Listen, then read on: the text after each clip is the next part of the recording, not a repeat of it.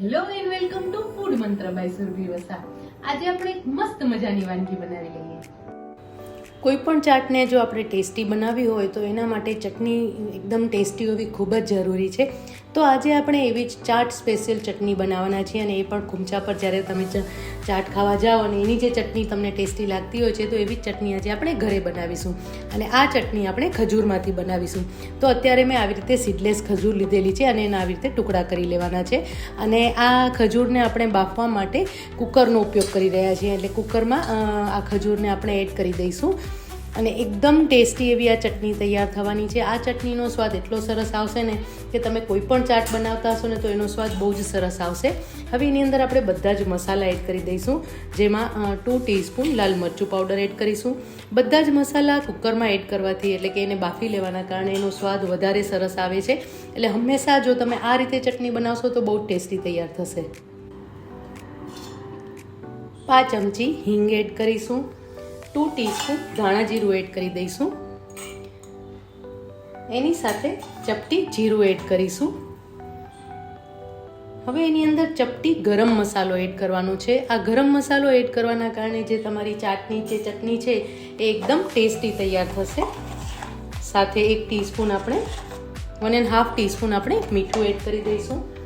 હવે આની અંદર તમે આમલી ઉમેરી શકો છો અથવા તો આમચૂર પાવડર ઉમેરી શકો છો ખટાશ ઉમેરવા માટે. એટલે જનરલી જ્યારે તમે બહારની ચટણી ખાતા હો છો એ આમલીવાળી હોય છે, એટલે જો તમને આમલીની ખટાશ ન સદતી હોય તો તમે આમચૂર પણ ઉમેરી શકો છો.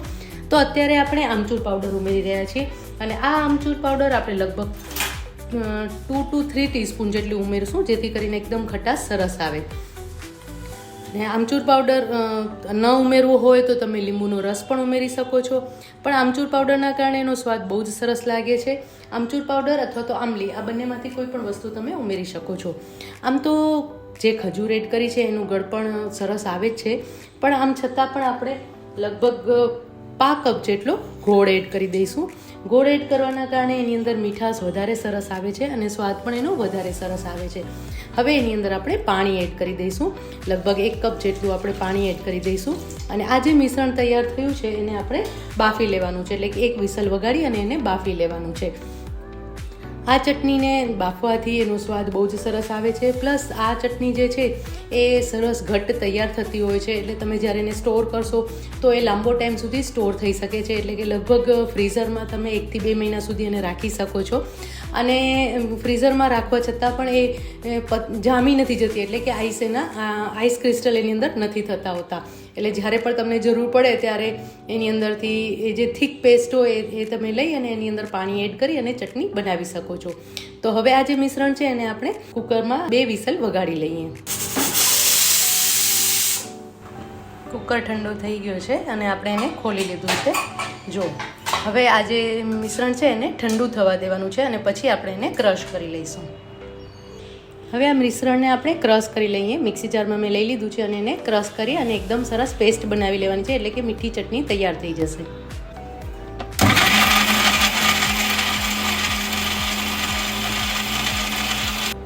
ચેક કરી લઈએ. જો સરસ થીક પેસ્ટ તૈયાર થઈ છે. આ સ્ટેજ ઉપર ટેસ્ટ કરી લેવાનું છે. કાંઈ પણ ખૂટતું હોય તો એડ કરી દેવાનું છે. ગળપણ, ખટાશ અથવા મીઠું કંઈ પણ ઓછું લાગતું હોય તો એડ કરી દેવાનું છે. અને હજી થોડું પાણી એડ કરી અને આપણે એને ક્રશ કરી લઈશું. લગભગ 2 થી 3 ચમચી જેટલું પાણી એડ કરી દઈશું. ચટપટો ટેસ્ટ લાવવા માટે આપણે અડધી ચમચી સંચર પાવડર એડ કરી દઈશું અને ફરીથી ક્રશ કરી લઈશું. જો ચટણી સરસ પીસાઈ ગઈ છે અને એકદમ સરસ ઘટ્ટ એવી ચટણી તૈયાર થઈ ગઈ છે. એની થિકનેસ પણ બહુ જ સરસ છે.